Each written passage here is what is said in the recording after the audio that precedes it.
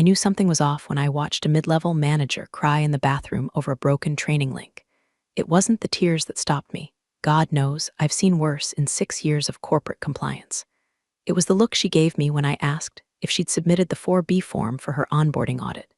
She blinked at me like I'd asked if she'd baptized her router. That's when it hit me. No one knows how this place runs. They think systems just exist. Dashboards just light up green. That compliance is a toggle you flip, not a war you quietly win 1,000 times a day in forms, timestamps, approvals, and legally binding language no one bothers to read until something bursts into flames. Hi, I'm Emily.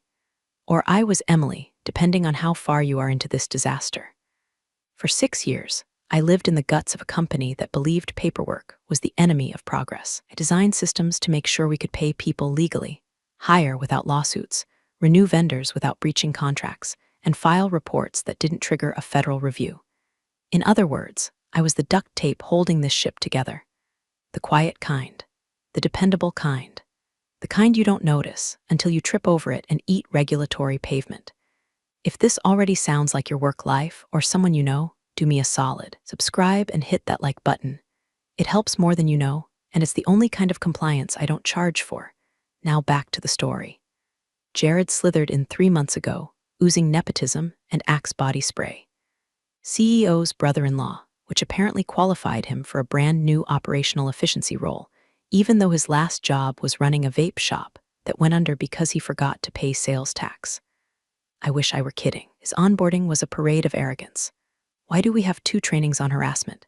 He whined during his orientation. Can't we just write "don't be a dick" on the wall and call it a day? By week 2, he'd started what he called a streamline initiative, which translated to, let's delete everything I don't understand. Compliance was first on the chopping block, naturally. Non-revenue departments drain morale, he announced at the quarterly town hall, smiling like a man who'd just discovered LinkedIn buzzwords and thought they were spells. I let it slide. I always did. When people underestimated me, I cataloged it like inventory. One day it would matter. The moment that inventory came due was a Tuesday. I just finished updating the annual vendor renewal grid and was heading to refill my coffee when I passed the glass conference room. Jared was in there, feet up on the table, joking with a couple of junior execs who still thought he was edgy for calling HR the fun police.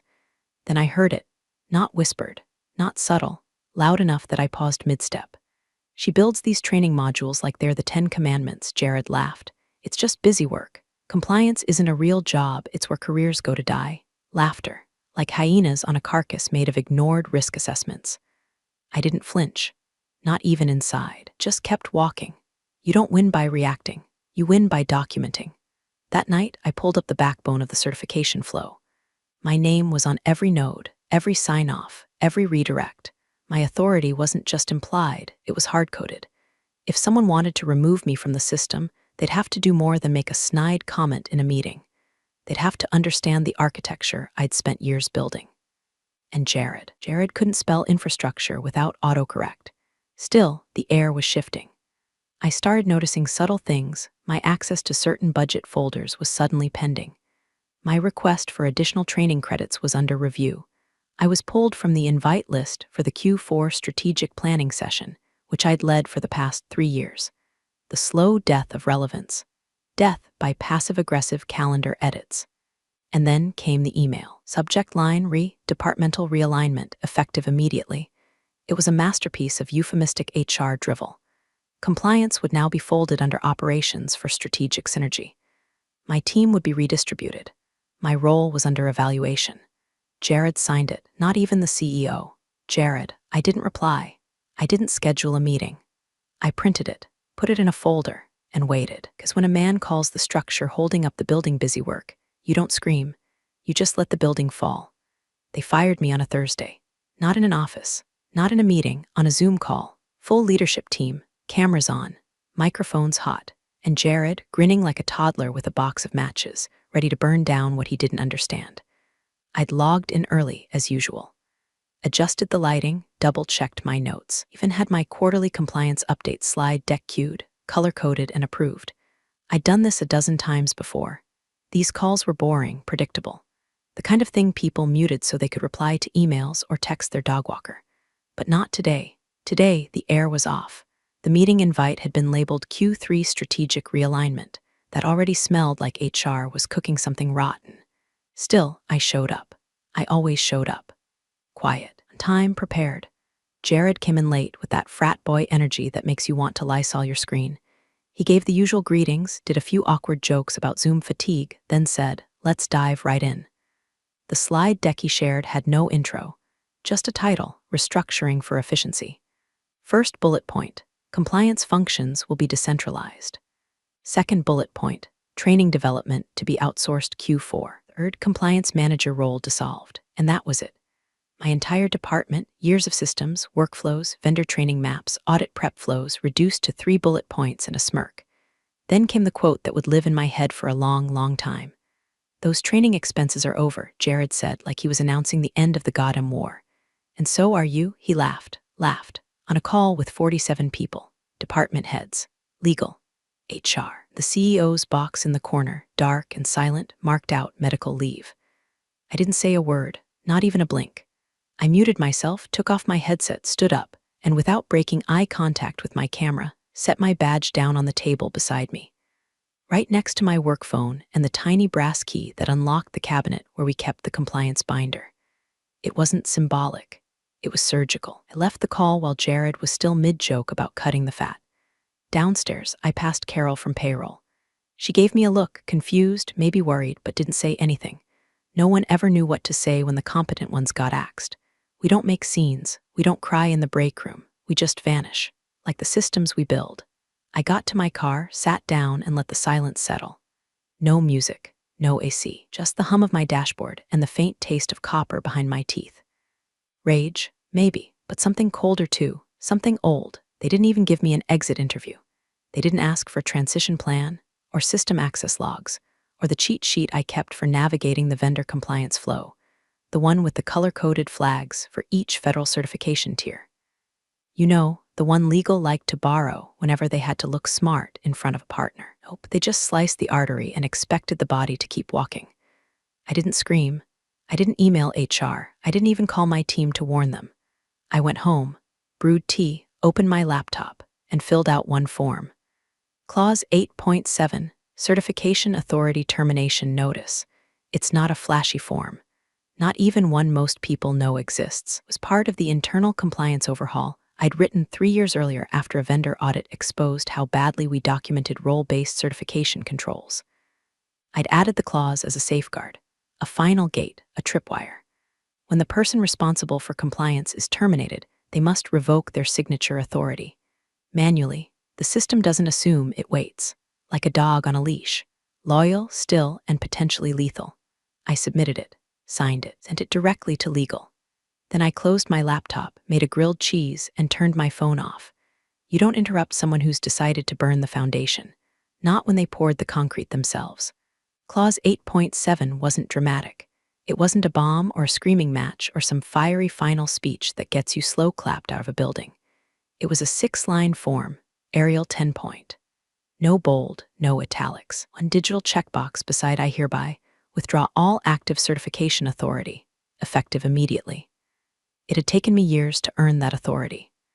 15 vendor certifications, 3 federal audit cycles, and exactly one policy loophole buried in a paragraph no one had read since onboarding. It took me 12 seconds to revoke it. I emailed the form to legal at 6:43 p.m. The only one still on was a junior assistant named Monica, who once asked me if SOX was a new HR dress code. She opened the PDF, stared at it, and flagged it for review without replying. Which was fair. Most people only ever hear the word clause when someone's suing someone or there's eggnog involved. Meanwhile, Jared was still high from his little public execution. Word traveled fast, especially when someone got axed on a Zoom call like a reality show contestant. People love blood so long as it isn't theirs. Back in HR, Jared apparently marched down to Janice's desk. She's been there since fax machines were cutting edge, and declared, "Purge her access.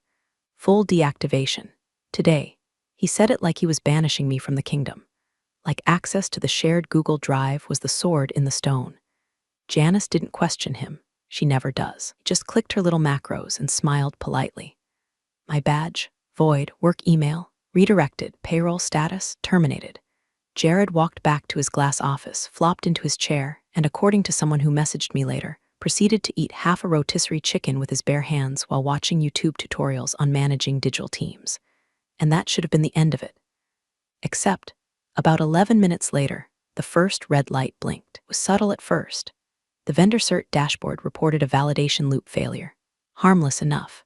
It happens sometimes when someone updates their name in the system and forgets to re-sign a conflict of interest disclosure.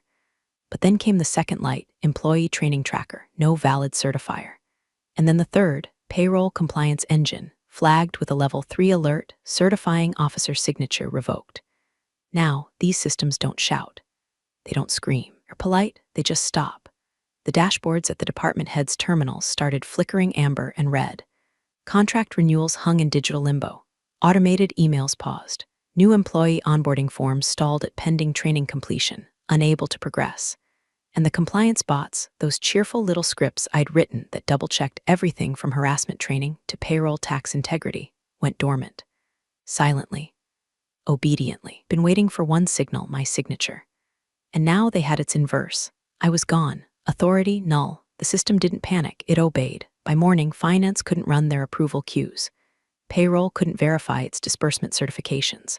Vendor access portals showed error messages. Nothing catastrophic yet. Just a quiet freezing of the blood in the company's body, a hiccup in the rhythm, a pause with claws. Jared, of course, noticed none of it. Someone told me he was seen in the cafeteria that morning gloating to the marketing team about cutting the bloat. He actually said, "We're leaner already. Watch how fast this place moves now that the policy brigade's out of the way." He said that, while an entire company slowly ground into procedural molasses. Because here's the thing about bureaucratic triggers. They don't make noise. They're not dramatic. They don't explode. They hum. And when the wrong person pulls the wrong thread, entire tapestry doesn't rip, it tightens. Until you can't breathe, until no one can, and the best part, Jared still thought he'd won, thought he'd silenced me, thought deleting a badge would undo 6 years of embedded logic and legal scaffolding. He didn't understand that my absence wasn't absence, it was subtraction. The kind that comes with consequences, but not yet. Let the storm gather. By Friday, the cracks were starting to show, but they didn't look like cracks yet. They looked like glitches, hiccups. Maybe IT just needs to refresh the server. The corporate version of "did you try turning it off and on again?" Except this time, the problem wasn't the machine. It was who wasn't inside it anymore. It started small. HR tried onboarding 2 new hires, one in procurement, one in sales. Basic stuff. Upload I-9s, run background checks, send out the standard harassment and ethics training modules before they could be officially activated in the system. Simple, routine. Accept the links to the compliance modules through 403 errors. Blocked. Then the HR assistant tried to override the training requirement manually, just for onboarding, just to keep it moving, and was met with a pop-up she'd never seen before. Error. No active certifying officer on record. Proceeding would violate Internal Control Protocol 3.1.1b. She screenshotted it, sent it to IT, who promptly shrugged. They rebooted the server. Nothing, checked firewall logs, nothing. The problem wasn't technical. The system was doing exactly what it was designed to do. That same morning, a major vendor sent over a contract renewal draft. Standard 2-year update, nothing fancy. When legal opened the contract management system to cross-check certifications, as is required for risk rating, they found red banners across the vendor's record. Client certification chain expired. The internal audit log showed it clearly. Certification status invalid. Last validator, Emily Grant. No override permitted. They tried to push it through anyway. The system refused. Hard-coded block. And then payroll tried to run the biweekly draft report. How payroll doesn't ask for much. Just a green light that says, yes, all employees on this list are compliant with current training, status, and certification. That green light unlocks the final approval and distributes pay stubs and direct deposits like a sleepy, benevolent god. Except this time, there was no green light. Just a yellow warning, certification signature invalidated. The entire run queued up, but the disperse funds button was grayed out. Available, they thought it was a bug. IT swarmed in. By 11 o'clock a.m., 3 teams were involved, HR, IT, and payroll, and none of them had answers. Jared was summoned like some bloated Caesar, fresh from yelling at marketing about rebranding the quarterly report. He marched into the operations pit, waved his hand, and declared, "This is an IT problem. Get them to reboot the whole compliance engine or whatever. We've got people waiting." The IT lead, a wiry guy named Mike who'd once told me he considered me the only reason legal isn't buried in lawsuits, tried to explain that this wasn't a glitch. Jared interrupted. "Then just assign someone else as the certifier. Hell, put your own name on it. We need this fixed." Mike didn't respond, just opened the certification backend and tilted the screen toward him. There it was, every compliance flow, every module, every approval chain. One common denominator: final validator e-grant not editable. Locked, hard-coded. Jared blinked. "Why can't we just change it?" Mike scrolled down, highlighted a footnote. It read, "Certifier may only be reassigned via living authority transfer from current validator or board vote under emergency protocol." The living authority part hit Jared like a fly he couldn't swat. "So call her and get her to transfer it." Mike shook his head. "Access is already purged. Per your directive." A pause. The kind that makes everyone around you pretend to be busy with spreadsheets that aren't open.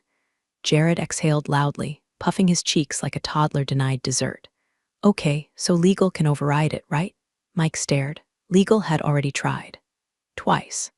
The system logged both attempts as unauthorized changes to a compliance-critical role, and according to the backend audit trail, it filed an internal compliance alert directly to the General Counsel's mailbox. That's when the first whispers started. People from finance messaging folks in HR. "Hey, do you know what's going on with training certs?"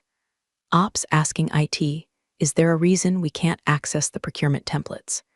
Even the junior project managers were pinging each other, wondering why the internal ticketing bot had gone offline. Because here's the thing no one ever remembers about systems like these. They don't scream when they break, they stall. And when you've removed the one person who knew the override codes, who built the gates everyone walks through without noticing, suddenly no one's moving. Jared thought he could cut the head off the snake and still get it to slither. But Emily wasn't the head. She was the door, and it just slammed shut. By Monday, legal had stopped pretending they weren't panicking. Began with a calendar hold. Urgent compliance review 9:00 a.m. Confirm B. No subject line, no agenda, just an unspoken understanding that whatever this was, it wasn't going to be solved with coffee and optimism. At 8:56, Monica from legal, the same assistant who'd quietly flagged my Clause 8.7 form, walked into the room holding a printed copy like it was radioactive. She didn't sit, just hovered near the whiteboard, clutching the document and scanning faces like she wasn't sure who was about to get fired and who was going to scream first. Jared swaggered in last, late by 7 minutes, holding a Starbucks cup and wearing that hollow grin reserved for middle managers who think their LinkedIn profile is a strategy. He dropped into a chair, spun it slightly, and said, "All right, who broke what now?" Monica cleared her throat and passed the form to the General Counsel. He read it again. Then he did something that hadn't happened all year. He took off his glasses. "Clause 8.7 has been invoked," he said slowly, like someone translating ancient scripture. Jared blinked. "And that means what exactly?" "It means," the GC continued, "that all internal certifications tied to the certifying officer known as Emily Grant are now legally null." "Okay," Jared said, waving one hand dismissively. "We assign a new certifying officer." "Who's next in line?" "No one." Silence. "I'm sorry, what?" Jared leaned forward. "There's always someone next in line. That's like Business 101. The GC looked at him the way you look at someone who just asked if they could microwave tinfoil. Clause 8.7 was authored by Emily 3 years ago as part of the updated internal control charter. It was board approved during the Q1 compliance overhaul, when you called a paperwork circle jerk and didn't attend. A few people coughed. Someone pretended to check their phone. The GC continued. Per 8.7, the company's certification framework was transitioned to a living signatory model, meaning every automated certification chain is validated by a single, legally empowered authority, Emily. The redundancy protocols, meaning the right to appoint or name a successor, were also tied to her sign-off. Transfer? "Okay, but she's not dead," Jared said, looking around for someone to agree with him. "No," the GC said, "but she's gone, and her authority went with her. There's no successor." Jared scoffed. "That's insane. There has to be a backup, it's policy." She wrote the policy the GC snapped, that landed. For the first time in the meeting, Jared's mouth actually closed. His hand gripped the coffee cup tighter. "Let's loop in the board," he said. "They can vote in a new certifier. Only under emergency protocol," said Monica, reading from the policy binder. An emergency is defined as certifier incapacitation or death. Not we screwed up and fired her without understanding what she controlled. "That's absurd," Jared muttered. "You're telling me one employee, just one, has the ability to freeze this entire company?" "No," the GC replied, "you did. When you removed her." He slid a page across the table. Highlighted text. Everyone leaned in. "Authority transfer requires active digital and notarized approval from current certifying officer." There was a second clause beneath it. "In the event of unplanned termination, authority is revoked immediately unless successor is pre-designated. Failure to maintain an active certifier renders systems noncompliant under audit standards 2.3.7 and 4.9. So, what? You're saying we're noncompliant? That's what the system is already flagging, at the head of IT, who'd been sitting quietly until now. Our internal dashboards are lit up like a Christmas tree. We've got pending audits, frozen training modules, and vendor renewals stuck because no one can sign off." Jared shifted in his seat, sweat starting to form at his temples. "Just call her," he muttered. "Offer her a contract. Bring her back." The GC closed the binder. "She's not responding. And even if she was, she's not under obligation. She left in good standing. There's no clause forcing her to transfer anything." Someone from HR whispered she didn't even take her plants. The whole room stared at Jared. He opened his mouth, then shut it. Because for the first time since he got his vanity job, the reality settled in. He couldn't fix this with charm or delegation or that stupid PowerPoint template labeled efficiency wins. He was in over his head. The woman he'd humiliated in front of the company had quietly set the stage for a fallout no one could stop. He didn't just fire the compliance officer. He removed the keystone from the arch, and now everything above him was starting to shift. At exactly 4:45 p.m. on Thursday, the system died. Not in the usual flailing IT ticket, reboot and hope for the best kind of way. No, this was precise, surgical, engineered. It began with payroll. Disbursement queue, a fat little progress bar that usually chugged along with cheerful predictability, froze mid-process. Not a crash, not a lag, just a halt, like the system had looked at the request and said, absolutely not. Within 30 seconds, alerts went out across 6 departments. Disbursement authorization blocked. Certifying officer invalid. By 4:47, vendor access was next. Procurement tried to log into the vCert portal to confirm delivery schedules. All access denied. No credential error. No firewall issue. Just a clean, cold system-level message. Client trust validation failed.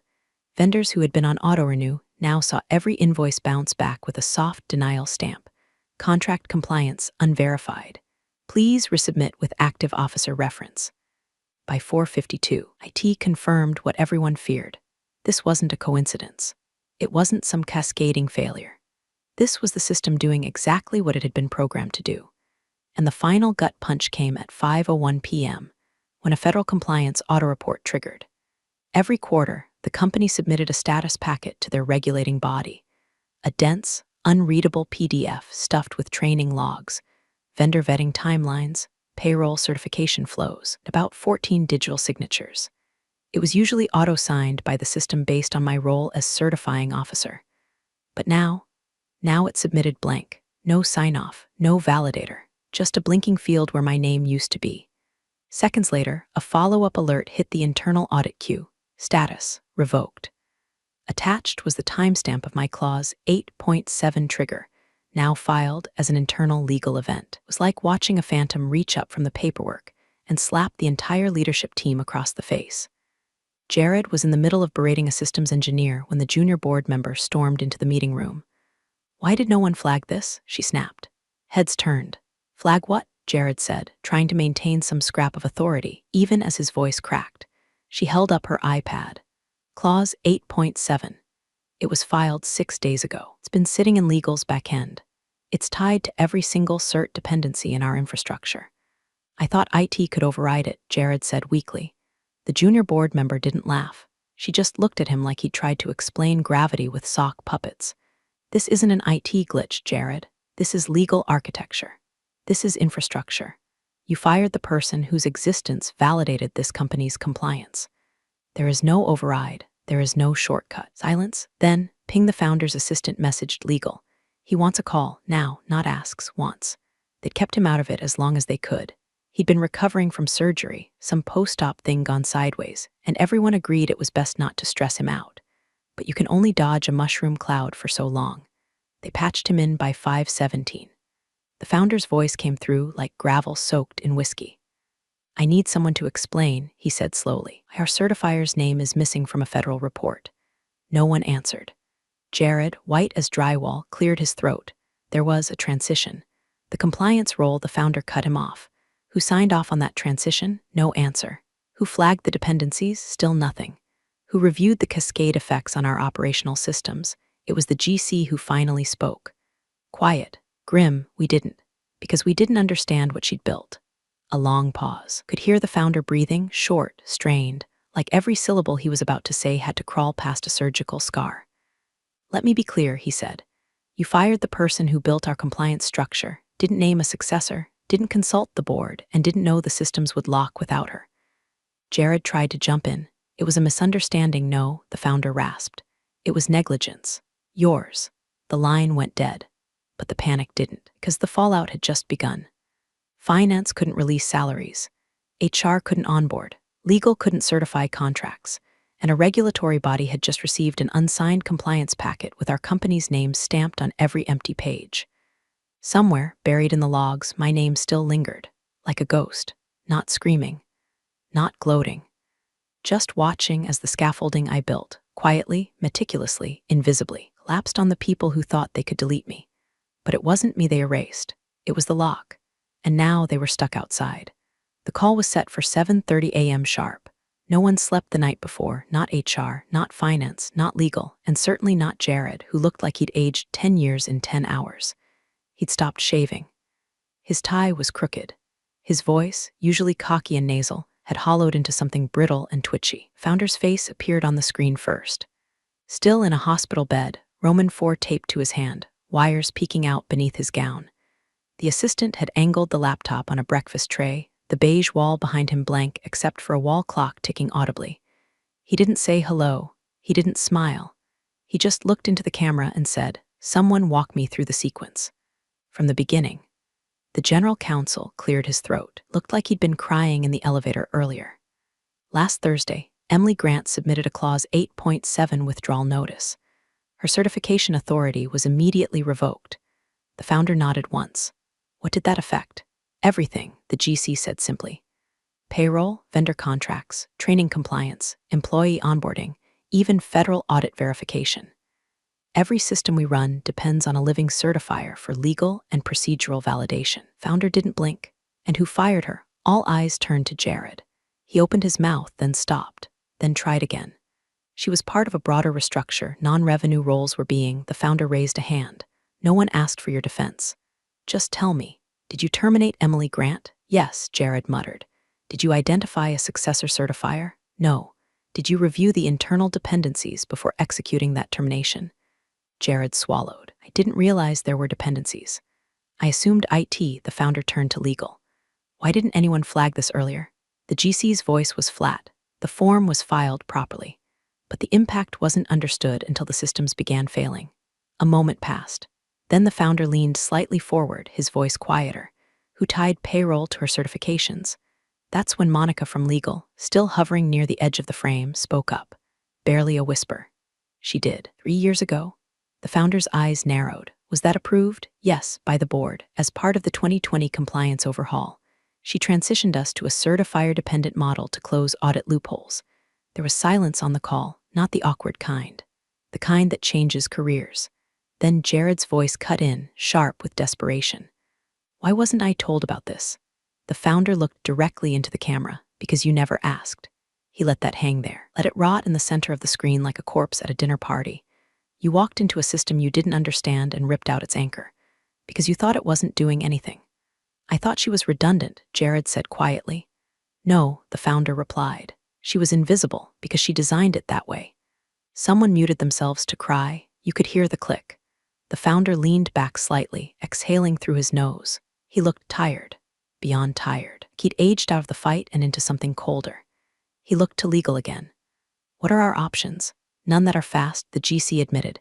We could try to re-engineer the certification pathways, but it would require board votes, vendor renegotiations, and can we rehire her? No one answered. They tried. Everyone knew they'd tried. Reached out through HR, through private recruiters, even through old friends on LinkedIn. Silence. No returned calls. No read receipts. Just one quiet voicemail that had reportedly ended with a sigh and the sound of a train in the background. She's gone, the GC said. Jared looked like he might actually cry. Not out of guilt, he didn't have the moral bandwidth for that, but out of the realization that his little empire, his linked-in fairy tale of streamlining, was about to be footnoted as the moment a $130 million company publicly faceplanted into a federal compliance crater. The founder's hands clenched into fists. "This company trusted you," he said softly. No one breathed. "We gave you a seat. We gave you rope." He didn't finish the sentence. He didn't need to. Because rope does one of two things. You use it to lift others up, or you hang yourself with it. The only person who ever understood the weight of it, Emily, was gone. The apology letter was 2 pages long and utterly worthless. It had been drafted by committee, revised 5 times by PR, and run through legal like a corpse through a meat grinder. Polite, measured, hollow. "We regret the oversight," it began, like someone had forgotten to water a plant and not detonated the core of an entire company. They sent it to Emily's last known personal email. No reply. Mailed a physical copy to an old P.O. box listed in her HR file. It came back stamped, returned to sender. No forwarding address. They tried calling. The number rang until voicemail. Her name wasn't even on the greeting anymore, just a generic recording. "This number is not accepting messages at this time." Jared, to his credit, did try to call her once himself. He got halfway through the voicemail, stammering something about reconsidering opportunities. The line beeped and cut him off. She never called back. Recruiters were dispatched, high-level ones. Compliance whisperers, ex-auditors, system architects. Anyone who could speak fluent certification and unravel the barbed wire she'd left behind. It was unanimous. No one qualified, not in time, not for what she'd built. Emily hadn't just managed a system. She'd been the system. She'd threaded her authority into the very fabric of the company like surgical stitching. Seamless, invisible, essential. Every function that relied on automated validation, frozen. Every department that needed training clearances, contract sign-offs, legal confirmation, paralyzed. And the longer the paralysis continued, the worse it got. Vendors pulled out of renewals. Contractors demanded manual confirmations that legal couldn't issue. HR had a dozen new hires stuck in onboarding limbo, unable to legally begin until their compliance logs were validated by someone who no longer existed in the system. Then came the board meeting. It was supposed to be closed door. It wasn't. Someone leaked it. Probably an assistant who had their benefits frozen mid-cycle and decided chaos tasted better than loyalty.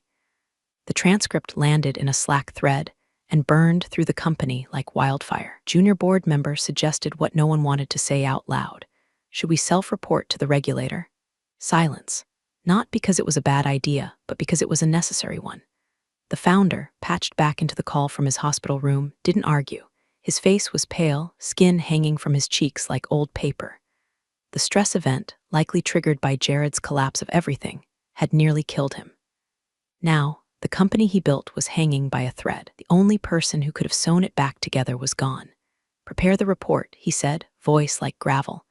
"Better they hear it from us than find it on their own." The fallout was instant.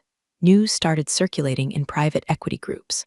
Whispers about a mid-size firm with a frozen payroll, a non-compliant federal report, and a certifier gone rogue. The founder collapsed again that night, admitted for observation. No visitors. By the next morning, Jared was invited into a meeting labeled HR Transition Planning. He left 30 minutes later without his badge, his title, or the little nameplate he used to tap smugly on Zoom calls. He didn't fight it. He just walked out. No speech. No denial. He knew, everyone knew, the office changed after that. Not loudly, not overnight. But silence replaced arrogance. People whispered in the halls. Slack channels slowed down. Eye contact became rare. No more streamlined jokes. No more empty confidence. Just quiet. No one knew if Emily was watching or if she even cared. But her absence had become a presence of its own.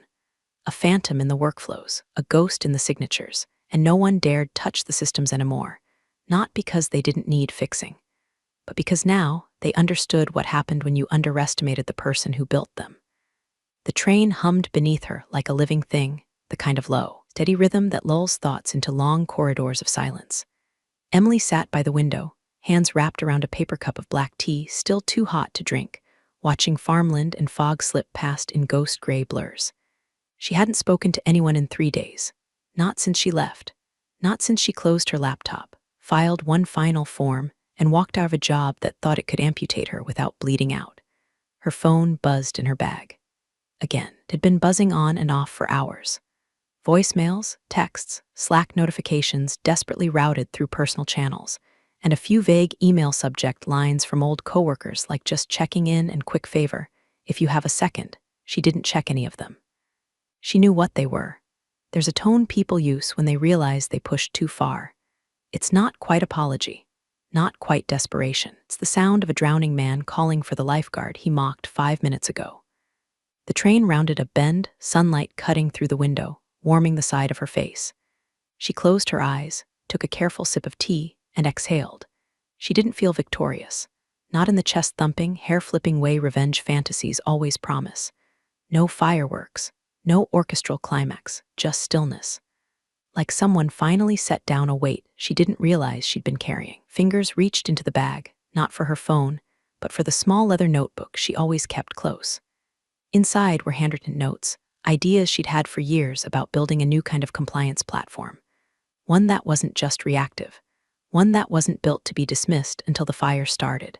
The notebook had no company logo, no initials, just ink and structure and the kind of stubborn foresight that people only recognize in hindsight.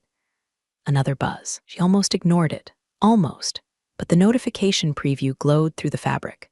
Board ratifies structural compliance overhaul, doc ref. Grant DOC a framework v3, she read it once. Then again. Then slowly, almost imperceptibly, a smile pulled at the corner of her mouth. They hadn't just used her work. They had ratified it, her structure, her documentation, thing they thought they could live without until it unstitched them like a seam in a sinking boat. They'd embedded it into the bones of the company. Permanent now, official, untouchable. The irony wasn't lost on her. They had deleted her and ended up making her architecture immortal. She didn't forward the message, didn't screen cap it, didn't even reply to the board assistant who'd probably sent it with a shaking hand and a silent prayer. She just tapped her screen dark again, slid the phone back into her bag, and looked out at the passing fields. No speech, no revenge. Just the knowledge that when it all mattered, really mattered, they hadn't reached for Jared, or IT, or legal, or the founder in his hospital bed. They reached for her, through her notes, her policies, her structure. And she wasn't there to save them, because she didn't have to be. The train rolled on, past towns that didn't know her name, toward a future she didn't have to share with anyone who once called her redundant. She sipped her tea and disappeared. Thanks for joining the fun, you office survivors. Subscribe for more switch-flicking drama. Let's make your former coworkers sweat.